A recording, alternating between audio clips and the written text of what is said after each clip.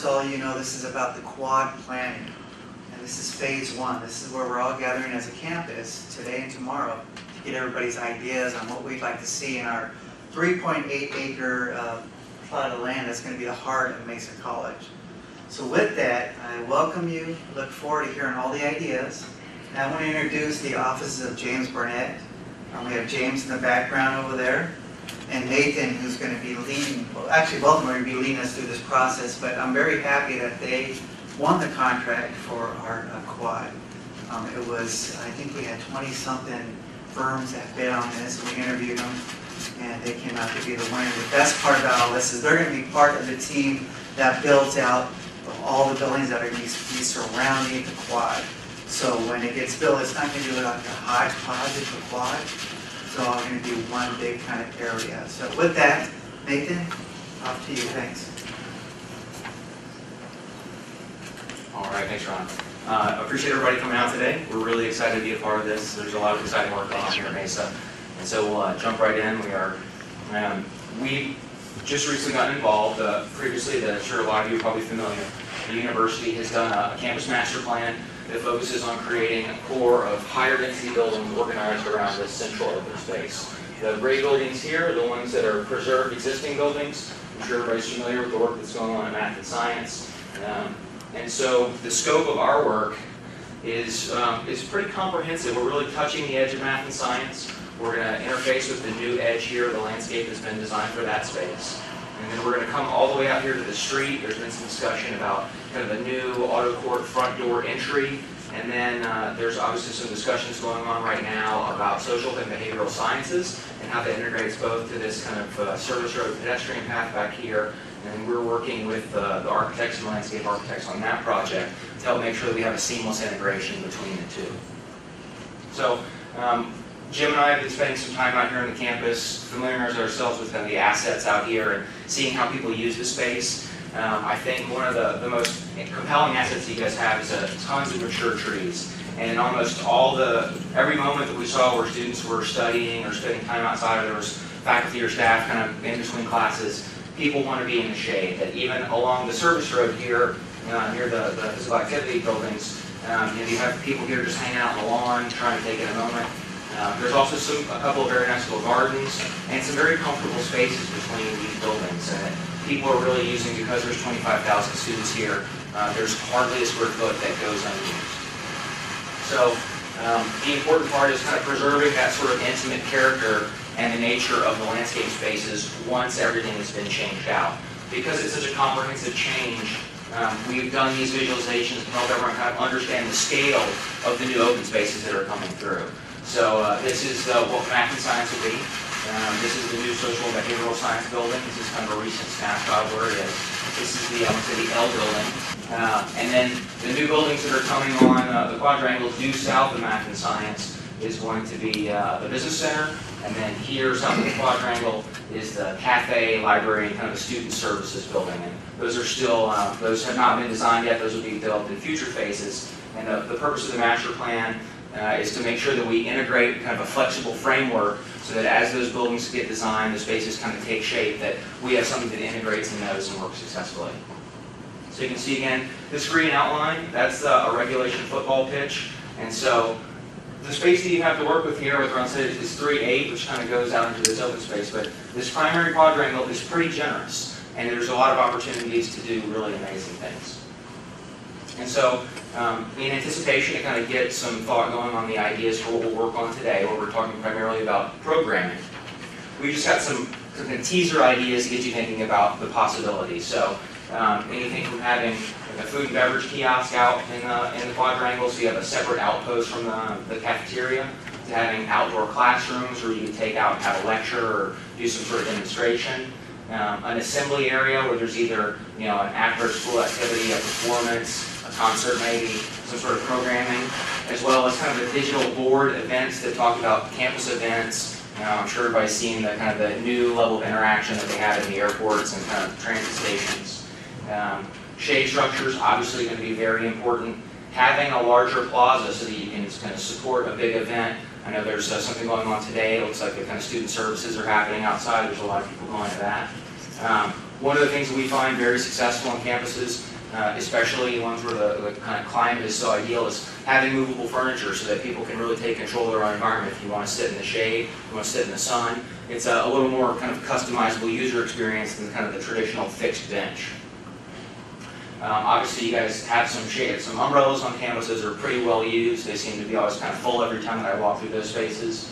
It's kind of lounge chairs, kind of different options for seating so students can kind of arrange themselves or choose how they spend their time between classes. I see you guys already have some picnic seating. That seems like a pretty important option. It seems like there's a fair number of people that ride their bikes to campus, so making sure that there's kind of bike furniture everywhere, that people can be convenient in their access to buildings and that things are secure. And then talking about garden elements, what's the character of the garden here? Is it include a lot of California native plants? Is there kind of a botanical section where the plants have kind of identification markers and the students can learn a little bit about horticulture? You have succulent plants in kind of the more traditional San Diego vernacular. Is there maybe an edible garden that's associated with some of the academic programs that you have on campus? Do you preserve existing trees? Do you think that could be a really important part of the scheme? You know, are there groves of shade trees that give people places to congregate and add kind of structure and rhythm to these outdoor spaces? Do you use flowering trees? You know, should there be quiet reflective areas in the garden? You know, is an open lawn important? Is paving more important? And then what kind of activities? You know, should there be places for students to have some recreational activities to kind of distract themselves, to enjoy their time outside while they're waiting for classes? These are just a few ideas, and we hope that you guys are able to give us some input on some more. And then there's an option for a number of special features to really kind of activate the space and make it really kind of almost give this open space a brand of its own. And it could be an interactive water feature with jets and lights that does something really special. You could have a passive water feature. This is just a long concrete fountain that's black, and the water just sheets over and kind of makes a really pleasing sound and helps cool the space around it. Do you have mist nozzles either in the ground or overhead that keep students cool in certain spaces? Should there be topographic features? Should we play with landform to make things a little more interesting and provide some options? Should wireless internet access be available for all the students? You know, is special lighting a part of this, or art and some sort of sculptural elements? You know, in the digital age, having power available for everyone's phones and laptops as more and more kids bring those to classes, is that an important part of the program? And then finally, some of the other things we're thinking about is how much should sustainability play a factor in this open space? There's obviously already a big effort on campus with the solar collectors in the parking lot. Should there be some of that in the quadrangle? Should we, be implementing rainwater harvesting strategies? There's an art program. There's some architecture and landscape architecture programs. Should there be a venue for those students to be able to display their work and get some broader exposure across the campus? And then there's also some options for wind generation, for having some more sustainable energy. And so now I think this is an intimate enough group that we're just going to go ahead and clear off the boards. And I'm going to let Jim go ahead and get us started talking about what matters to you guys. So, we wanted to really talk as little as possible. That's why Nathan was going 100 miles an hour. Part of this, I was like, Nathan, slow down. So we'd like for you guys to just tell us what you envision for the quad and how you think that you see this changing. I think a central factor for me is that we're a community college. We need a community gathering space that we really lack at the moment. And what we have is really imperfect, and we need to be able to come together as a community.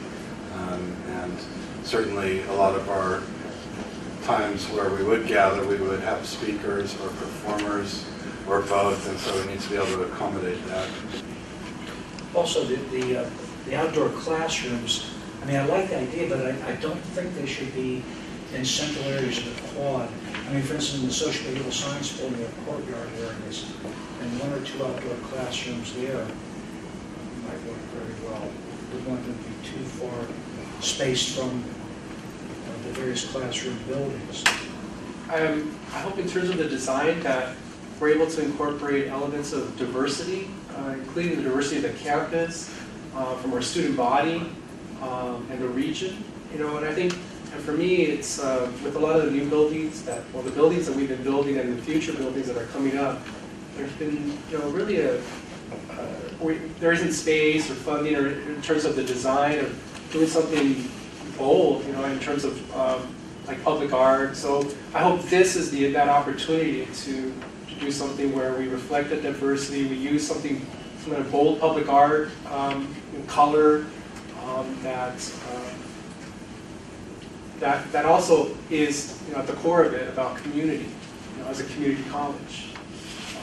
I think we lost a lot with our the main promenade that we have on campus as far as visually and all the greenery and so forth. So for me, that's important to get back.